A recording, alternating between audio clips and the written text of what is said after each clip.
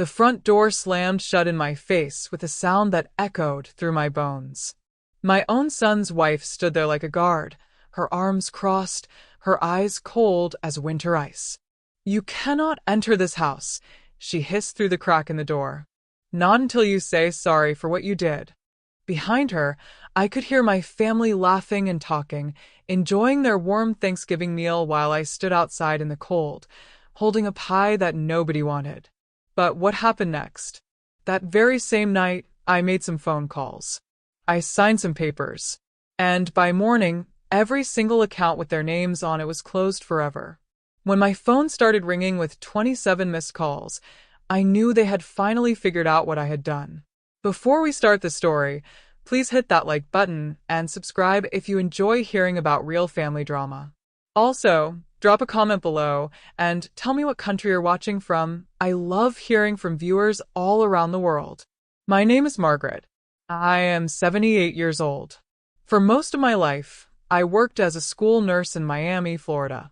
I helped thousands of children over the years, bandaging their cuts and calling their parents when they had fevers.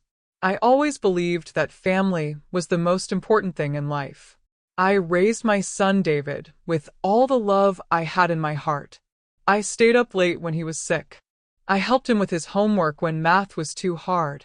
I saved every penny so he could go to college. I never thought that one day I would be the one standing outside his house, unwanted and alone. The day was November 24th. The sky was gray and heavy with clouds that looked ready to drop rain any minute. I had spent all morning making my famous chocolate cream pie. It was the same recipe my mother taught me when I was just a little girl.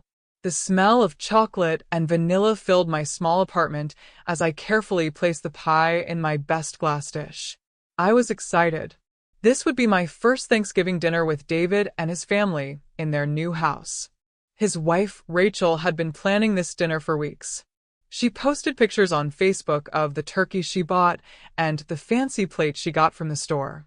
I thought she was trying to make everything perfect for the family. I was wrong.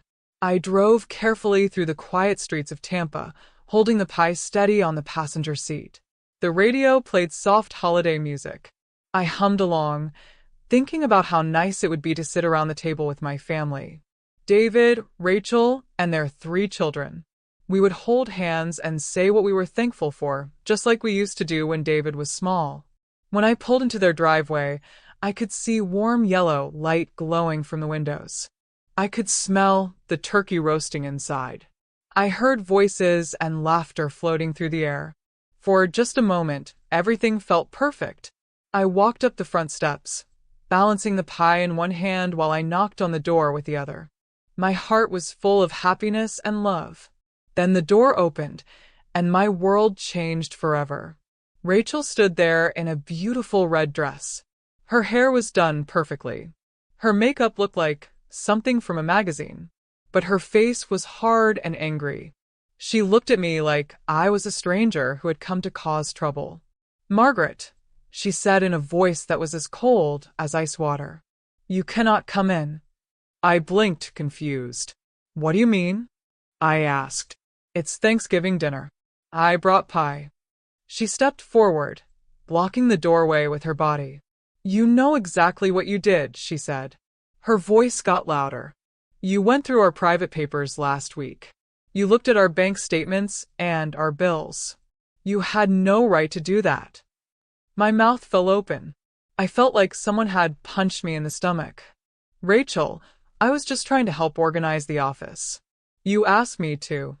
I asked you to water the plants," she shouted, "not to snoop through our personal business.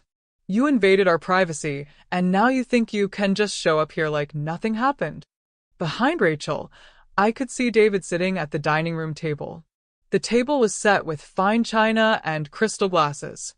There were candles burning and flowers in the center. Steam rose from bowls of mashed potatoes and green beans. The golden turkey sat in the middle like the king of the feast. But David would not look at me. He kept his eyes on his plate, cutting his food into tiny pieces like it was the most important job in the world. "David," I called out, my voice shaking. "Please, son. This is just a misunderstanding. He finally lifted his head, but he still would not meet my eyes. His voice was quiet and flat. Mom, you need to apologize. What you did was wrong. I felt tears starting to burn behind my eyes. But I was only trying to help. The papers were scattered everywhere, and I thought, "You thought wrong."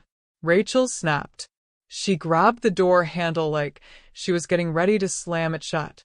"Until you admit what you did and say you're sorry, you are not welcome in this house." I stood there holding my pie, feeling smaller and smaller with each word. Inside the house, I could hear the children laughing. I could see my grandson Tommy, who is now 12 years old, telling a joke that made everyone giggle. My granddaughter Sophie, who is 15, was taking pictures of the food with her phone. My oldest grandson Jake, who is 17, was helping serve the dinner rolls. They were my grandchildren. I had held them when they were babies. I had read them bedtime stories and taken them to the park. I had been there for every birthday party and every school play. But now they were eating Thanksgiving dinner without me, like I didn't even exist. "Please," I whispered, "don't do this. We're family." Rachel's eyes got even colder. "Family members don't spy on each other," she said. "Family members respect boundaries. Until you learn that, you can stay outside where you belong." The door slammed shut with a bang that seemed to shake the whole house. If being locked out of Thanksgiving by your own son doesn't make you hit subscribe, then comment below and explain why betrayal like this doesn't shake you to your core. I stood there for a long moment, listening to the sounds of celebration coming from inside. Someone turned up the music. I heard clinking glasses and happy voices. They were toasting something, probably giving thanks for all the good things in their lives. But I was not part of those good things anymore. I set the pie down on the porch table next to a pot of fall flowers. The pie was still warm. I had put extra love into making it, using the best ingredients I could afford. But now it sat there like a sad reminder of how wrong I had been about everything. I walked back to my car with tears running down my face. My hands shook so much that I could barely get the key into the ignition. I sat there for a few minutes, watching the golden light spill from their windows onto the dark lawn. This was supposed to be a day for family, a day for gratitude and love. Instead, I was sitting alone in my car, crying like a lost child. But as I drove home through the empty streets, something began to change inside me. The sadness was still there, heavy and painful in my chest. But underneath it, something else was growing. Something harder and sharper. Anger. Because the truth was, I had not been snooping through their papers to be nosy. I had been looking for something specific. Something that would explain why my bank account balance had been getting smaller and smaller each month, even though I was not spending any extra money. You see, 3 years ago, David had come to me with tears in his eyes. He had lost his job as a construction foreman when the company went bankrupt. Rachel worked as a hairstylist, but she did not make enough money to pay all their bills. They were going to lose their house. The children would have to change schools. Everything they had worked for was falling apart. "Mom," David had said, holding my hands in his. "I hate to ask this, but could you help us? Just until I find another job." Of course I said yes. David was my only child. I could not stand to see him suffer. But I did not just give them money. I did something much more dangerous. I added David's name to my bank accounts. I made him a joint owner of my savings account and my checking account. The bank manager explained that this would make it easier for David to help me manage my money as I got older. "It's very common," the banker had said with a friendly smile. "This way, if anything happens to you, your son can take care of your financial affairs without any legal problems." At the time, it seemed like a smart idea. I trusted David completely. He was my son. He would never hurt me. But over the past few months, I had started to notice strange things. Money disappearing from my accounts in amounts I could not explain. When I asked David about it, he always had an excuse. Car repairs, medical bills, emergency expenses for the children. I believed him because I wanted to believe him. But last week, when Rachel asked me to water her plants while they were out of town, I could not help but notice the papers scattered across David's desk in his home office.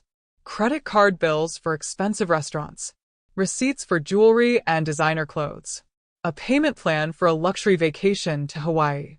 All of it being paid for with automatic withdrawals from my bank accounts. My bank accounts. They were not struggling anymore. David had found a good job as a project manager for a big construction company 6 months ago. Rachel's hair salon was doing very well. They were making plenty of money. But they were also spending mine. That was what I had been trying to talk to them about. That was why I had looked at those papers. Not to snoop, but to understand why my life savings were disappearing while they lived like rich people. And instead of listening to me, instead of explaining what was happening, they had locked me out of their house and told me I was not welcome. By the time I got home to my small apartment, my sadness had turned into something much stronger. I sat at my kitchen table with a cup of tea, staring at the phone. I knew what I had to do, but first I needed help. I needed someone who would tell me the truth about what was happening. Someone who was not afraid of David and Rachel. I needed to talk to Sophie. Sophie was my 15-year-old granddaughter, David's middle child. She was smart and curious, always asking questions about everything. More importantly, she loved me. Really loved me, not just when it was convenient. I picked up my phone and sent her a text message. "Hi, sweetheart. Can you come visit Grandma tomorrow? I need to talk to you about something important." She replied within minutes. "Yes. Is everything okay?" "We'll talk tomorrow," I wrote back. "I love you." "Love you too, Grandma." That night, I barely slept. I kept thinking about David's face at the dinner table. How he would not look at me. How he sat there silently while his wife treated me like a criminal.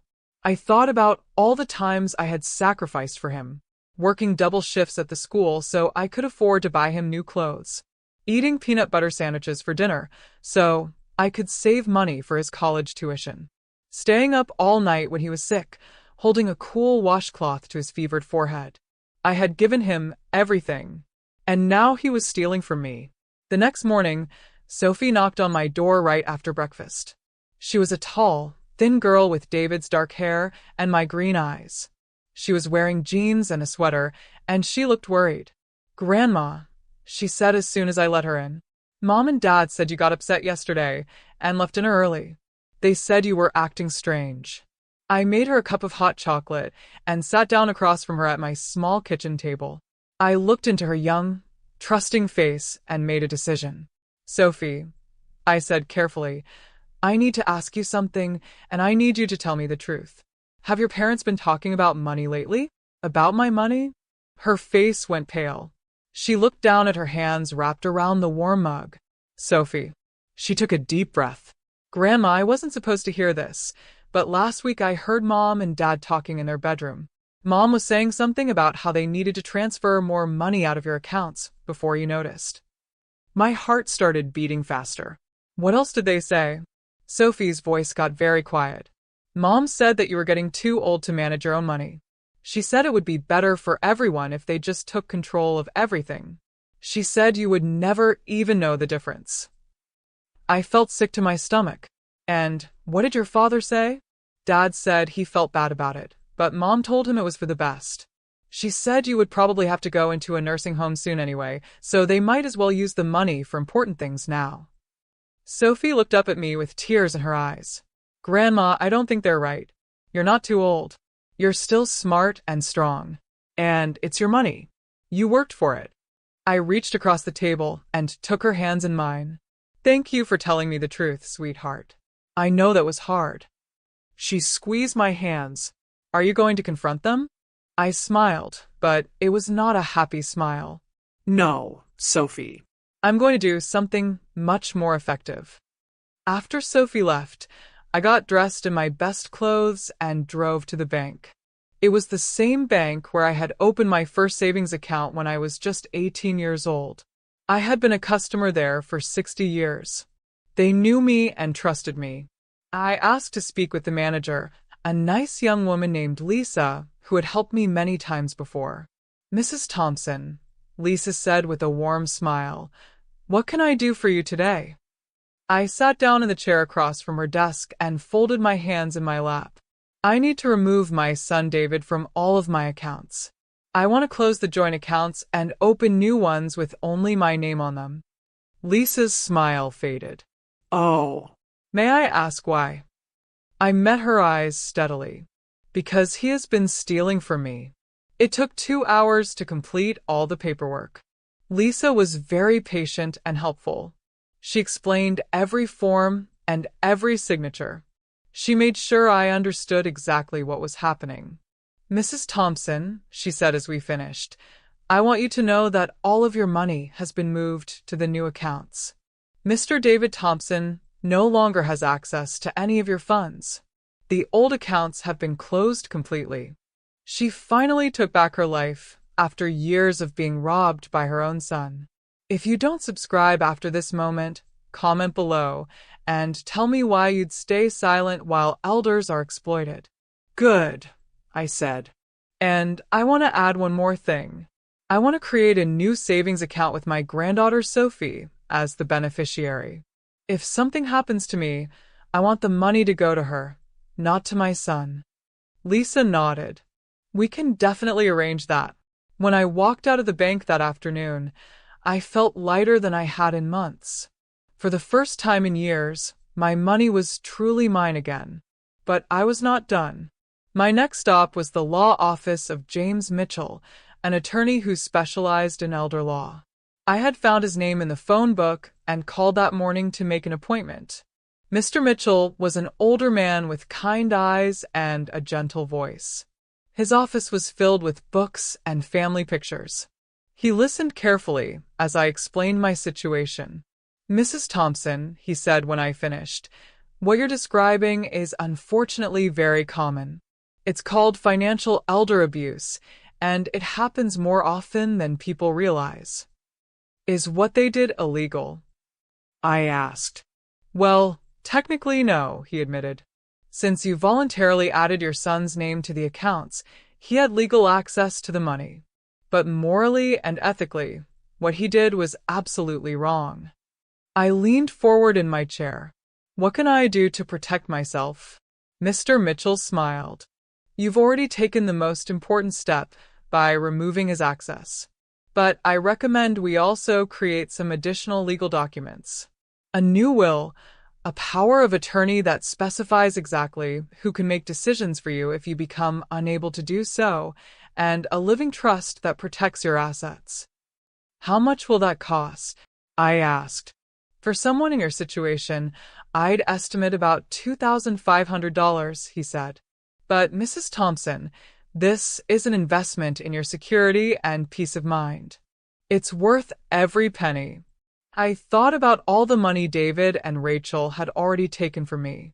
Thousands and thousands of dollars spent on their luxuries while I lived modestly and saved every penny. Let's do it, I said. By the time I got home that evening, I was exhausted but satisfied. I had taken back control of my life. David and Rachel could no longer steal from me. My money was safe, and Sophie would be taken care of if anything happened to me. I made myself a simple dinner of soup and bread, then sat down in my favorite chair to watch the news. My phone had been buzzing all day with calls and text messages, but I had ignored them all. Now I picked it up and looked at the screen. 27 missed calls. 15 text messages. All from David and Rachel. I opened the first text message from David. Mom, what's going on? My card was declined at the gas station today. Can you call me? The next message, sent an hour later. Mom, seriously, I need to talk to you. Something is wrong with our accounts. Then Rachel. Margaret, David's card isn't working and neither is mine. We need you to call the bank right away. More messages from David. Mom, this isn't funny. We have bills to pay. The mortgage is due tomorrow. From Rachel. I don't know what game you're playing, but you need to fix this now. From David. Mom, please. I'm starting to panic. What did you do? I set the phone down without responding to any of them. Let them panic. Let them worry. Let them feel what it was like to have their security pulled out from under them. When their greed turned to desperation, she didn't answer. If you're still watching and haven't subscribed, I want you in the comments telling us why you'd ignore a fight this raw for dignity. Because that was exactly what they had done to me. The next morning, I woke up to the sound of someone pounding on my door. I looked through the peephole and saw David standing on my porch. His hair was messy, and he was wearing the same clothes from yesterday. He looked like he had not slept. I opened the door but left the chain lock attached, so I could only open it a few inches. "Mom," he said, his voice desperate. "Please, we need to talk." "About what?" I asked calmly. "About the money. About the accounts. I don't know what happened, but I can't access anything. Rachel's card isn't working either. We can't pay our bills." I studied his face through the crack in the door. "That's strange," I said. "Why would my bank accounts affect your ability to pay your bills?" He blinked, realizing what he had just admitted. "Mom, please. Don't play games. You know we've been using those accounts for household expenses." "You mean you've been stealing from those accounts," I corrected, "without my permission, while telling me you were struggling financially." His face turned red. "It wasn't stealing. You put my name on the accounts. You said I could help manage your money." "I said you could help manage it," I replied, "not spend it on vacations and jewelry and fancy restaurants while I eat peanut butter sandwiches." David pressed his forehead against the door frame. "Mom, please. We can work this out. But we need access to that money right now. The mortgage payment is due today." "That sounds like a problem you need to solve with your own money," I said. "You know, the money you earn from your job." "But Mom..." I closed the door. David kept knocking and calling my name, but I ignored him. Eventually, he gave up and left. An hour later, Rachel showed up. Unlike David, she did not look desperate or upset. She looked angry, furious even. She pounded on the door so hard I thought she might break it. "Margaret," she yelled, "open this door right now." I looked through the peephole, but did not open the door. "I know you're in there," she shouted. "You can't hide forever. We need that money, and we need it now." She kept yelling and pounding for almost 10 minutes. Finally, Mrs. Garcia from the apartment next door came out and told Rachel to keep it down, or she would call the police. Rachel left, but not before screaming one last threat. "This isn't over, Margaret. We'll find a way to get our money back." Our money. She actually said our money. That afternoon, I got a phone call from Sophie. "Grandma," she said, her voice shaking. "Mom and Dad are going crazy. They're yelling at each other and making phone calls to lawyers and banks. Mom keeps saying you've ruined everything. Are you okay, sweetheart?" I asked. "I'm scared," she admitted. "They keep talking about taking you to court. They say you can't just steal their money like that." I felt a surge of anger on Sophie's behalf. She was just a child, and she was being forced to listen to all of this adult drama. "Sophie," I said carefully, "I want you to remember something. That money was never theirs. It was mine. I worked for it, I saved it, and I have the right to decide what happens to it." "I know, Grandma, but they're so angry." "Let me ask you something," I said. "Before all of this happened, were you happy living in that house? Did you feel safe and loved?" Sophie was quiet for a moment. "Sometimes," she said finally, "but Mom and Dad fight about money a lot. Mom is always buying expensive things and then yelling at Dad when the bills come. Dad works all the time trying to make enough money to pay for everything Mom wants." My heart broke for her. "Sweetheart, that's not your fault, and it's not your job to fix it." "But what's going to happen now?" she asked. "If they can't pay the mortgage, will we lose our house?" I took a deep breath. "Sophie, your parents both have good jobs. They make plenty of money to pay for a house and food and clothes. They might not be able to afford the fancy restaurants and expensive vacations anymore, but you will not be homeless. Promise." I promise.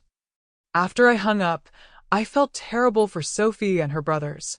They were innocent children caught in the middle of their parents' greed and selfishness. But I also knew that what I had done was right. David and Rachel needed to learn to live within their means instead of stealing from me to fund their lifestyle. Over the next few days, the phone calls and text messages continued. David alternated between begging and threatening. Rachel was all threats, all the time. They called me selfish and cruel and vindictive. But they never once apologized for taking my money without permission. They never once acknowledged that what they had done was wrong. And they never once asked if I was okay, if I had enough money for my own bills and expenses. It was all about them and what they needed and what they deserved. A week after I had closed the accounts, Sophie called me with news. "Grandma," she said, "Mom and Dad hired a lawyer. They're going to try to get the money back." "Let them try," I said calmly. "I have a lawyer too, and he tells me that what I did was completely legal." "Really? Really? The money was mine, Sophie. Just because I had put your father's name on the accounts didn't mean he owned the money. It just meant he could access it to help me manage my affairs. Instead, he stole it." Sophie was quiet for a moment.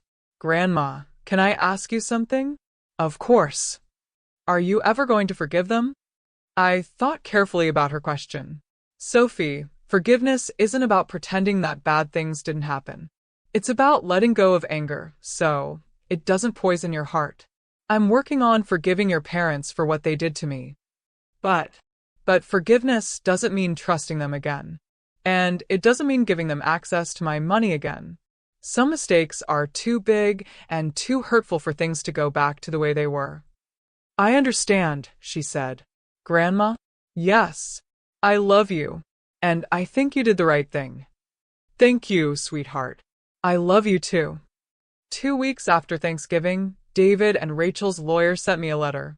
It was full of big legal words, but basically it said they were demanding that I restore their access to my accounts and return all the money I had stolen from them. I took the letter to Mr. Mitchell, my lawyer. He read it carefully, then looked up at me with a slight smile. "Mrs. Thompson, this letter is essentially meaningless. They have no legal right to your money. The fact that you previously gave your son access to help manage your accounts doesn't mean he owns the money or has any permanent right to it. So, they can't force me to give them the money back? Absolutely not. In fact, if they had continued taking money without your permission after you explicitly told them to stop, they could have been charged with theft." I felt a huge weight lift off my shoulders. "So I'm safe." "You're completely safe," Mr. Mitchell assured me. "Your money is yours, and you have every right to control who has access to it." She stood up to them legally and won.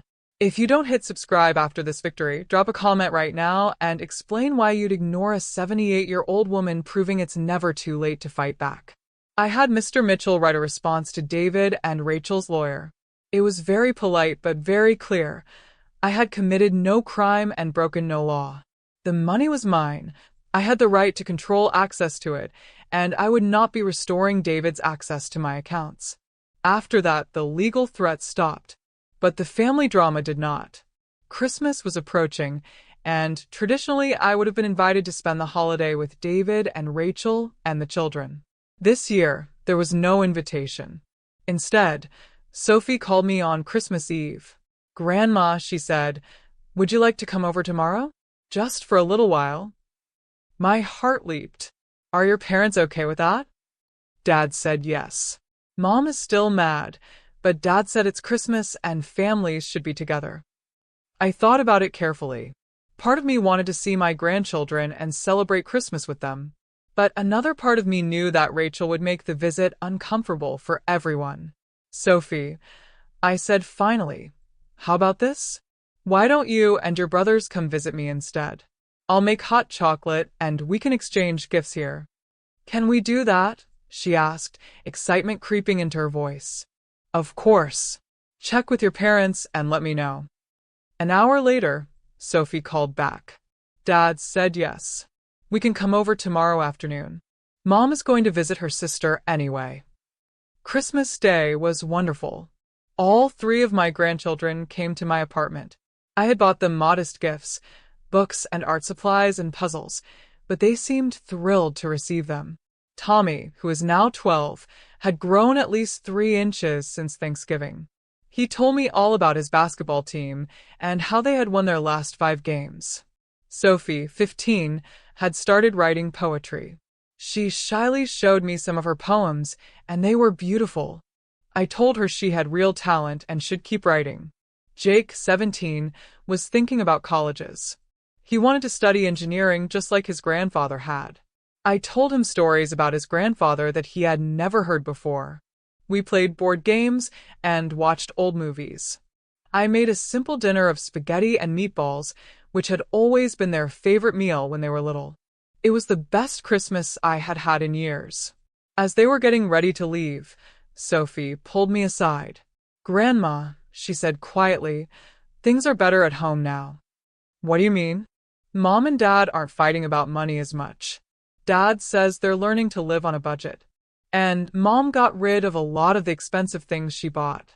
She says they don't need them." I smiled. "That's good to hear." "Dad feels really bad about what happened," Sophie continued. "He wants to apologize to you, but he's too embarrassed." I thought about that. "Sophie, your father is welcome to call me any time he wants to talk. But he needs to understand that an apology isn't enough to rebuild trust. That will take time." She nodded solemnly. "I'll tell him." After the children left, I sat in my quiet apartment and reflected on the past month. It had been painful and difficult, but I had learned some important things.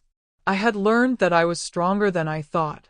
I had stood up for myself when people I loved were taking advantage of me. I had learned that love and trust are not the same thing. I loved my son, but I could no longer trust him with my financial security. Most importantly, I had learned that sometimes the most loving thing you can do for someone is to stop enabling their bad behavior. David and Rachel had been living beyond their means and using my money to subsidize their lifestyle. By cutting off their access to my accounts, I had forced them to confront their financial reality. According to Sophie, they were actually learning to live within their means for the first time in years. That was not cruel.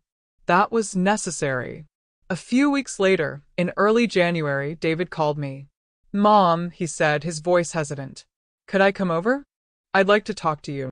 "Of course," I said. When he arrived, he looked different. Thinner, tired, but somehow more solid. More real. We sat at my kitchen table, the same place where Sophie had told me the truth about what she had overheard. "Mom," David said, staring down at his hands, "I owe you an apology. A big one." I waited. "You were right. What we did was wrong. We took advantage of your generosity and your trust. We spent your money on things we didn't need while you lived modestly and saved every penny." He looked up at me, and I could see tears in his eyes. I convinced myself it was okay, because technically I had access to the accounts. But I knew it wasn't really okay. I knew we were taking money you hadn't given us permission to spend. "Why did you do it?" I asked quietly. David was quiet for a long time. "Because it was easy," he said finally. "Because Rachel wanted things we couldn't afford, and I wanted to make her happy. Because I felt entitled to it somehow, like you owed it to me for all the sacrifices you made when I was growing up." He shook his head. "That was wrong thinking. You sacrificed for me because you loved me, not because you were making some kind of investment that I could cash in on later." I felt tears prick my own eyes. "I'm proud of you for understanding that. It took losing access to the money for me to see how dependent we had become on it," he continued. "When I couldn't pay the mortgage that first month, I panicked. But then I realized we actually make plenty of money. We just needed to change how we spent it." "And have you?" He nodded. "We sold the fancy cars and bought used ones. We canceled the vacation club membership and the premium cable package. Rachel went through her closet and sold a lot of the designer clothes she never wore. We started cooking at home instead of eating out 3 times a week." David smiled ruefully. "You know what? We're actually happier now. We're not constantly stressed about money. The kids like having home-cooked meals and family game nights instead of always being rushed around to expensive activities. I reached across the table and took his hand. I'm so glad to hear that. Mom, I know I have no right to ask this, but is there any chance you could forgive me? I know I can't undo what I did, and I'm not asking for access to your money again. I just want my mother back. I squeezed his hand. David, I forgave you weeks ago. But you're right that trust takes time to rebuild. I need to know that you've really learned from this, not just temporarily changed because you got caught. I understand, he said. I'll prove it to you however long it takes. We talked for 2 more hours. About his childhood, about my fears of getting older, about his marriage and his children. It was the most honest conversation we had had in years. When he was getting ready to leave, David hesitated at the door. Mom, would you consider having dinner with us sometime? Nothing fancy, just a home-cooked meal. Rachel wants to apologize to you too. I thought about it. Let's start smaller. Why don't you and the children come here for Sunday dinner this week? Just you and the kids. I think Rachel and I need more time. He nodded. That sounds perfect. Sunday dinner with David and the grandchildren was lovely. David helped me cook just like he used to do when he was a boy. The children told me about school and their friends and their hobbies. Tommy was still playing basketball. Sophie was still writing poetry. Jake had been accepted to his first-choice college with a partial scholarship. Over the following months, we gradually rebuilt our relationship. David kept his promise to prove that he had changed. He got a second job on weekends to make up for the loss of access to my money. He and Rachel started going to financial counseling to learn better money management skills. Most importantly, he never again asked me for money or access to my accounts. When his car broke down and needed expensive repairs, he figured out how to pay for it himself instead of coming to me with his hand out. By summer, I felt comfortable having dinner with David and Rachel together. Rachel did apologize, though it took longer for her to seem truly sincere about it. She had been raised in a family where money was always tight, and she had never learned to be content with what she had. But she was learning, and she was genuinely trying to change. The following Thanksgiving, I was invited to dinner again. This time, when I knocked on the door carrying my chocolate cream pie, David answered with a huge smile. Mom, he said, pulling me into a hug. We're so glad you're here. The dinner was simple but delicious. We had turkey and stuffing and mashed potatoes, but not the fancy feast from the year before. Rachel had cooked everything herself instead of hiring a caterer. But that's not where this story really ends. Because just when I thought everything was getting better, Sophie came to me with another shocking discovery. One that would change everything again. It was a cold February morning when Sophie knocked on my door. She looked nervous and kept glancing over her shoulder like someone might be following her. Grandma, she said as I let her in, I found something else. Something big. She pulled out her phone and showed me a series of text messages between her parents. I had to put on my reading glasses to see the small print, but what I read made my blood run cold. Rachel had texted David. She's getting too comfortable again. We need another plan. David replied. What do you mean? Rachel. Your mom has that new will, right? The one that leaves everything to Sophie. David. Yes, so? Rachel. So we need to make sure Sophie understands where her loyalty should be. A 15-year-old girl shouldn't control that much money. David. Rachel, we talked about this. We can't force Mom to change her will. Rachel. We can't force her directly. But we can make sure Sophie knows that if she inherits that money, she'll be expected to share it with her family, who took care of her all these years. I felt sick reading those messages. They were planning to manipulate Sophie into giving them my money after I died. If plotting against a 15-year-old granddaughter doesn't make you smash subscribe, then go to the comments and justify why you'd look away while greed poisons even the youngest hearts of a family. Sophie, I said carefully, have your parents talked to you about my will? She nodded. tears in her eyes. Last week, Mom sat me down and explained that even though you're leaving your money to me, I would need to do the right thing and make sure my parents and brothers are taken care of too. What did you say? I told her I would think about it. But Grandma, I don't want their pressure. I don't want to be put in the middle of this money stuff. I hugged her tightly. You won't be, sweetheart. I promise. That afternoon, I called Mr. Mitchell, my lawyer, and made an appointment for the next day. I also asked Sophie to come with me. Mr. Mitchell, I said when we sat down in his office, I need to make some changes to my will and my trust. He raised his eyebrows. What kind of changes? I explained about the text messages and Rachel's plan to pressure Sophie into sharing her inheritance. Mr. Mitchell nodded grimly. Unfortunately, this kind of manipulation happens often with young beneficiaries. But we can protect against it. How? We can set up what's called a spendthrift trust. Sophie would receive income from your estate, but she wouldn't have access to the principal until she reaches a certain age. We can also include language that specifically states the money cannot be shared with or given to other family members. He turned to Sophie. How do you feel about that, young lady? Sophie looked relieved. I think that sounds perfect. I don't want to hurt anyone, but I also don't want to be pressured into giving away money that Grandma wanted me to have.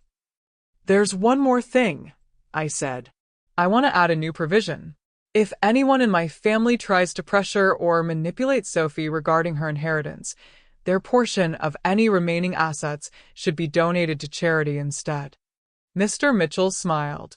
That's a very smart addition, Mrs. Thompson. We spent 2 hours updating all the legal documents.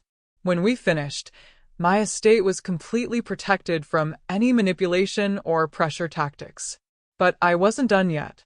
That evening, I invited David and Rachel over for dinner. I told them I had something important to discuss. They arrived looking hopeful, probably thinking I wanted to restore their access to my accounts.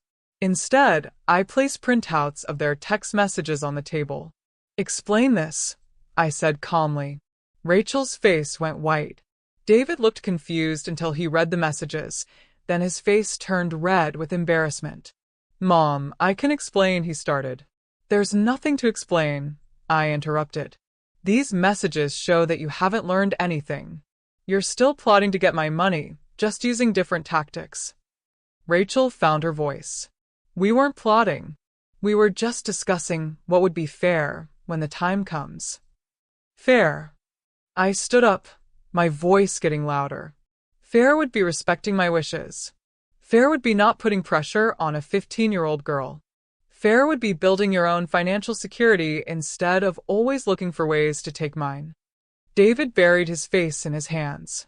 Mom, you're right. But Rachel was just worried about the future. No, David, I said firmly. Rachel was worried about money that doesn't belong to her. And you went along with it instead of protecting your daughter from that pressure. I sat back down and looked at both of them. I've made some changes to my will today. Sophie will still inherit my estate, but it's now in a trust that prevents her from being manipulated or pressured to share it. If anyone tries to influence her decisions about the money, that person will forfeit any claim to any part of my estate. Rachel's eyes flashed with anger. You can't control us from beyond the grave. Watch me, I said calmly. David looked up at me with tears in his eyes. Mom, how many times do I have to prove I've changed? Apparently more than you think, I replied. Because these text messages were sent last week, after months of you telling me you'd learned your lesson. I stood up again. I think it's time for you both to leave. I need to decide whether I want to continue having a relationship with people who see me primarily as a source of money. After they left, I sat alone in my apartment and cried. Not because I was sad, but because I was finally free. Free from the constant worry about whether my family loved me or just loved my money. Free from the guilt of wondering if I was being too harsh or too generous. Free from the fear that I would be taken advantage of in my old age. Sophie called me later that night. Grandma, are you okay? Mom and Dad came home really upset. I'm fine, sweetheart. Better than fine, actually. What happened? I explained about the text messages and the changes to my will. Grandma, Sophie said quietly, I'm sorry my parents keep disappointing you. Sophie, that's not your fault. And it's not your responsibility to fix it. I know. But I feel bad that they keep messing up when you give them chances. I smiled, even though she couldn't see me. Sophie, do you know what the most important thing I've learned through all of this is? What? That you can't force people to be who you want them to be. You can only control your own actions and decisions. Your parents have shown me repeatedly who they are when money is involved. I've finally decided to believe them. Does that mean you won't see them anymore? I thought carefully before answering. I'll always love them, Sophie. But I won't put myself in positions where they can hurt me anymore. If they want a relationship with me, it will have to be based on love and respect, not on what they can get from me. I understand, Grandma. Good. And Sophie. Yes. I'm proud of you for bringing me those text messages. That took courage. I couldn't let them pressure me without you knowing about it. You're a brave, honest young woman, and I'm lucky to have you as my granddaughter. The next few months were peaceful. David called occasionally, but I kept our conversations short and surface level. Rachel stopped trying to contact me entirely, which was honestly a relief. Sophie visited me every few weeks. Tommy and Jake came with her sometimes. We played games and watched movies and talked about their lives. They never asked me about money, and I never brought it up. By the time my 79th birthday rolled around in August, I had settled into a new normal. I had my health, my independence, my small but comfortable apartment, and the love of my grandchildren who cared about me as a person, not as a bank account. Sophie organized a small birthday party for me. She baked a cake from scratch and invited Tommy and Jake. David asked if he could come too. I thought about it for a long time before saying yes. He arrived with a simple bouquet of flowers from the grocery store, daisies, my favorites. Not expensive roses or exotic orchids, just cheerful yellow daisies. Happy birthday, Mom, he said, giving me a careful hug. The party was lovely. We played card games and listened to music from when I was young. David was quiet but pleasant. He didn't mention money or inheritance or anything related to finances. He just talked to his children and helped clean up afterward. As he was leaving, he paused at the door. Mom, he said, I know I don't deserve forgiveness again, but I want you to know that I'm getting counseling. Individual counseling, not just the financial stuff Rachel and I did together. What kind of counseling? The therapist says I have issues with entitlement and boundary setting. She's helping me understand why I keep making the same mistakes with you. I studied his face. He looked sincere, but he had looked sincere before. David, I'm glad you're getting help. But I need you to understand something. This is your last chance with me.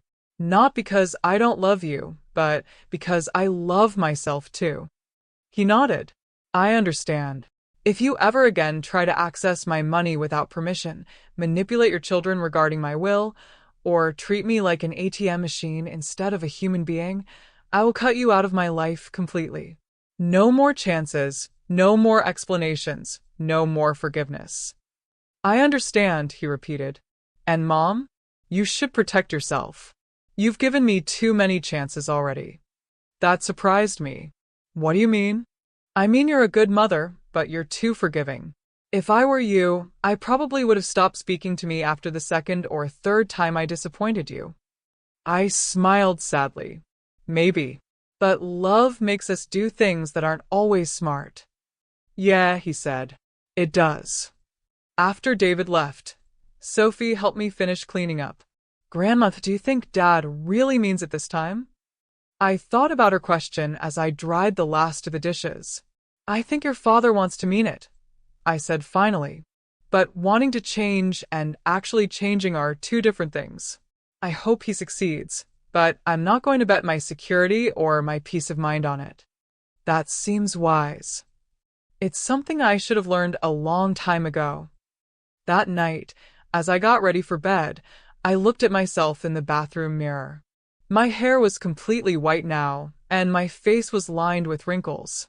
I looked like what I was, an almost 80-year-old woman. But my eyes were clear and bright. My shoulders were straight.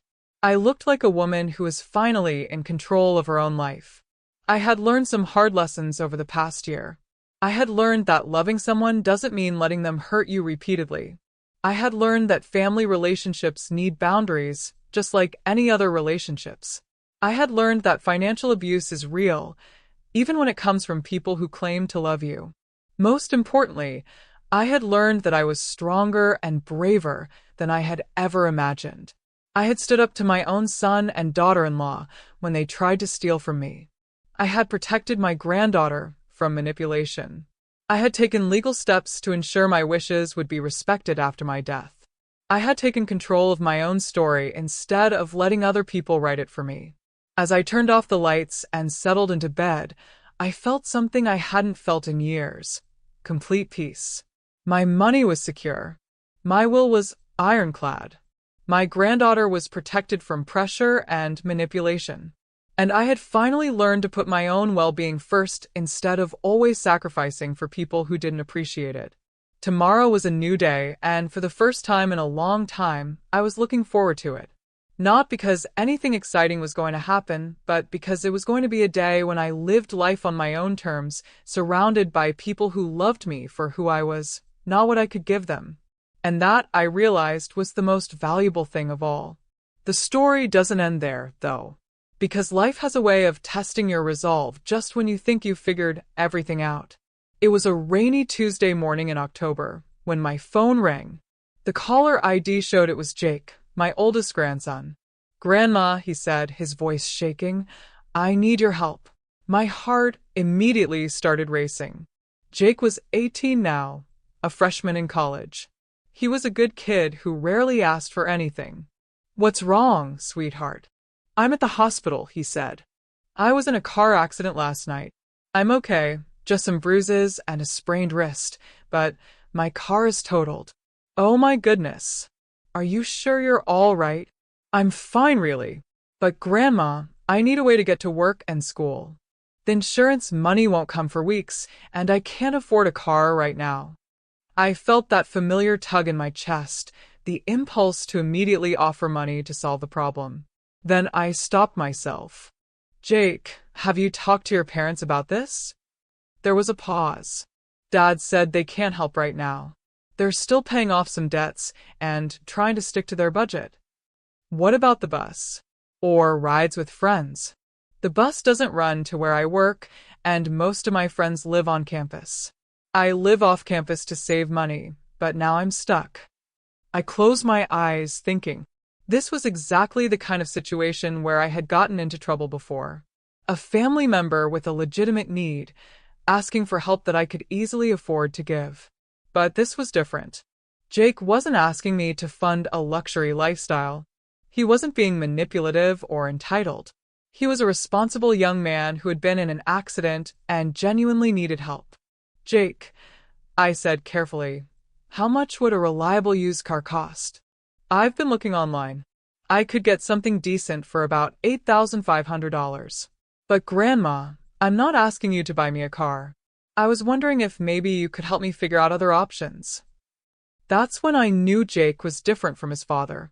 He wasn't asking for money. He was asking for advice. "What if I loaned you the money?" I suggested. "You could pay me back a little bit each month from your part-time job." "Would you really do that?" "I promise I'd pay you back every penny." "I know you would, sweetheart. But I want to do this the right way. We'll write up a proper loan agreement with payment terms. That protects both of us." "That sounds perfect, Grandma. Thank you so much." The next day, I met Jake at a used car lot. Together, we found a reliable Honda Civic with reasonable mileage.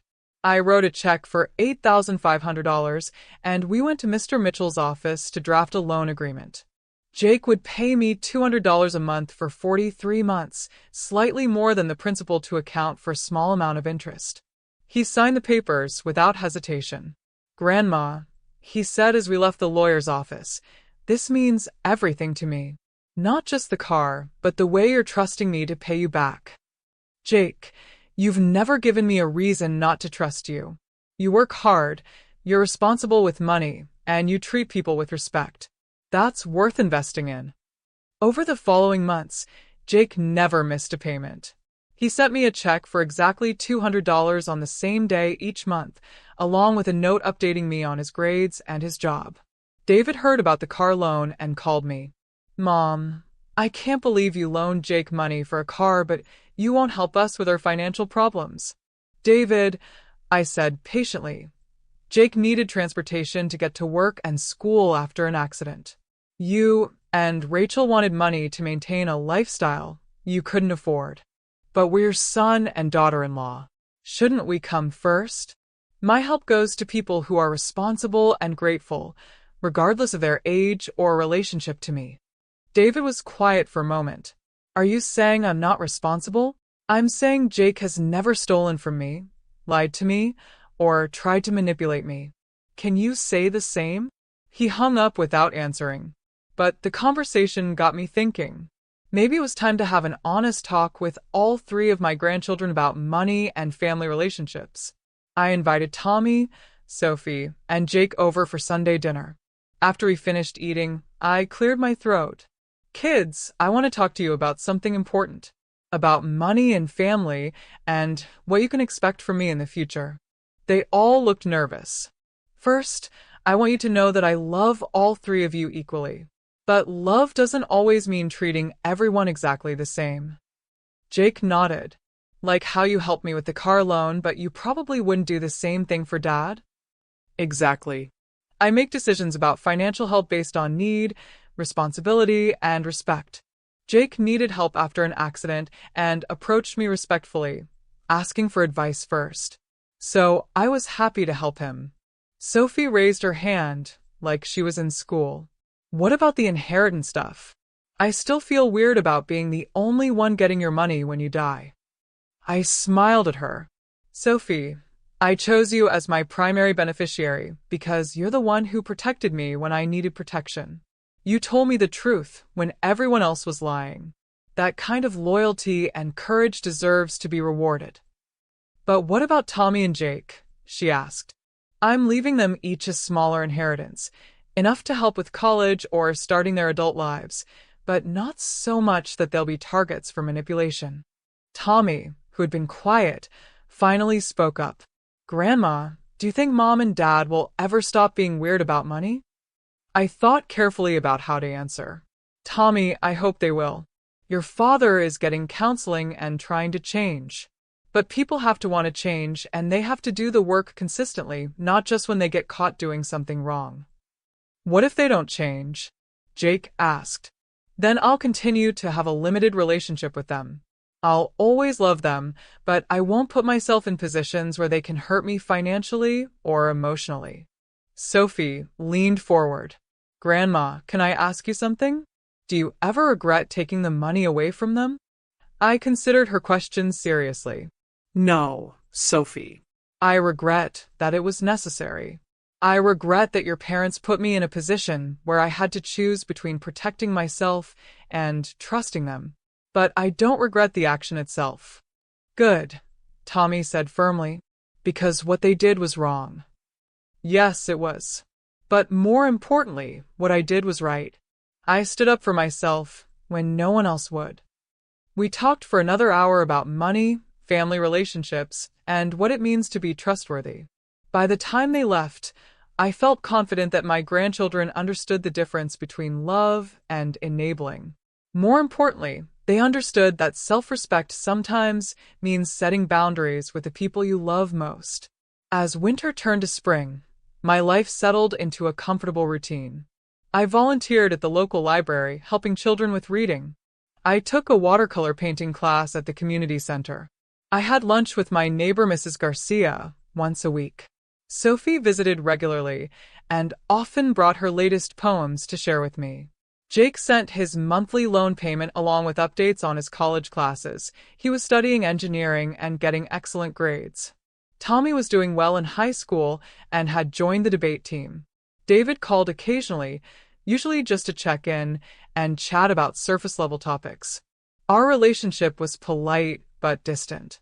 Rachel never called, which was fine with me. I was content, not ecstatically happy, but genuinely at peace. Then, in late April, something happened that tested everything I had learned about boundaries and forgiveness. David called me on a Thursday evening. Instead of his usual casual tone, his voice was urgent and frightened. "Mom, Rachel's in the hospital. She had a heart attack." My first instinct was to ask what I could do to help. My second instinct was to wonder if this was another manipulation. I chose my words carefully. "Is she going to be okay?" "The doctors don't know yet. She's stable, but she needs surgery."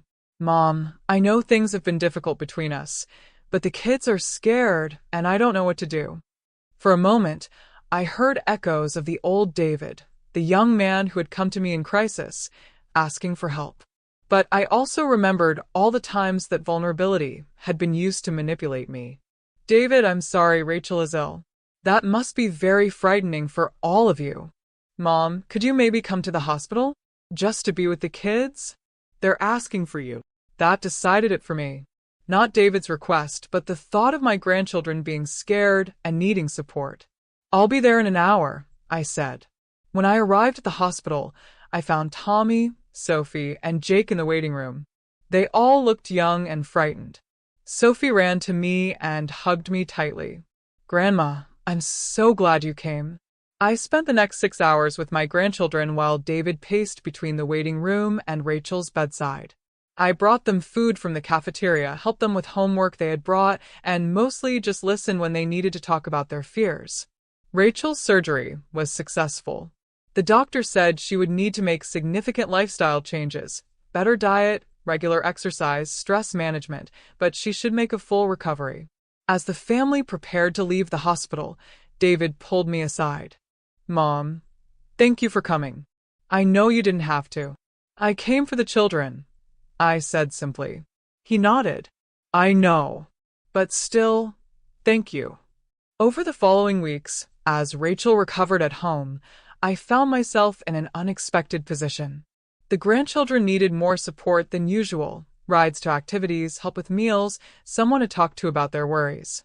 I helped because they needed me, not because David or Rachel asked me to. And I made it clear that my help was temporary and specific to the health crisis. "I'm not returning to the old patterns," I told David firmly. "I'm helping during a medical emergency. When Rachel is fully recovered, we'll go back to our previous arrangement." "I understand," he said. "And Mom, Rachel wants to talk to you when she's feeling stronger. She says she has things she needs to say."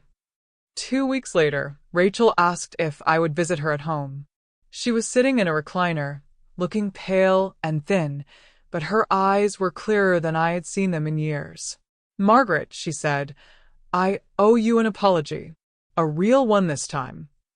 I sat down across from her and waited. When I was lying in that hospital bed, thinking I might die, I realized how much time I've wasted being angry about money. How much damage I've done to my family by always wanting more than we could afford. She took a shaky breath. "You were right to cut off our access to your accounts. We were stealing from you, even if it was technically legal. We were teaching our children that it's okay to take advantage of people who love you." I remained silent, letting her continue. "I grew up poor, and I was so determined never to feel that shame again that I lost sight of what actually matters. I nearly died, Margaret. And lying there in that hospital bed, I wasn't thinking about designer purses or fancy vacations. I was thinking about my children and whether I had been a good mother to them." She realized too late that money had blinded her to what truly mattered. If you're still watching and haven't subscribed, then comment below and explain why you'd ignore a warning this powerful about losing family to greed. Tears were running down her cheeks now. I wasn't. I taught them that money was more important than relationships. I put pressure on Sophie about your will. I encouraged David to feel entitled to your savings. She wiped her eyes with a tissue. "I don't expect you to forgive me. I just wanted you to know that I finally understand what I did wrong. And I'm going to spend whatever time I have left trying to be better." I sat quietly for a moment, processing her words. Rachel, I said finally, I appreciate you saying that. It takes courage to admit when you've been wrong. Does this change anything between us? She asked hopefully. I thought carefully before answering. It's a good first step, but apologies need to be backed up with consistent changed behavior over time. I'm willing to see how things go, but I'm not ready to trust you with anything important yet. She nodded. That's fair. Over the next few months, I watched Rachel carefully. She did seem genuinely changed. She got a part-time job to help with household expenses instead of looking for ways to spend more money. She sold most of her designer clothes and jewelry. She stopped posting about expensive purchases on social media. Most importantly, she stopped making comments about my will or my money. By the time Thanksgiving came around again, exactly 2 years after the day I had been turned away from their door, I felt cautiously optimistic about the progress both David and Rachel had made. When they invited me to dinner, I accepted. This time, when I knocked on the door carrying my chocolate cream pie, all 3 grandchildren answered together, talking over each other in their excitement to see me. The dinner was simple and relaxed. Rachel had cooked everything herself, and while it wasn't fancy, it was made with love. We talked and laughed and shared stories. Most importantly, nobody mentioned money even once. After years of betrayal, she finally had one peaceful meal with her family again. If you don't subscribe after seeing that hard-won piece, then drop a comment right now and tell us why you'd walk away from a story that proves survival, strength, and dignity are possible at any age. As I was getting ready to leave, David walked me to my car. Mom, he said, I know we still have a long way to go to rebuild your trust, but I want you to know that having you back in our lives, even in this limited way, means everything to me. I hugged him. David, I'm proud of the work you've done to change. Keep it up. I will, Mom. I promise. As I drove home that night, I reflected on how much had changed in 2 years. I had learned to stand up for myself and set boundaries with people I loved. My son and daughter-in-law had learned to live within their means and appreciate what they had instead of always wanting more. My grandchildren had learned the difference between healthy family support and manipulation. And I had learned that sometimes the most loving thing you can do is force someone to face the consequences of their actions. It had been a hard journey, but we were all stronger for it. Most importantly, I had learned that I could love my family without sacrificing my own security and dignity. That was a lesson worth every difficult moment along the way.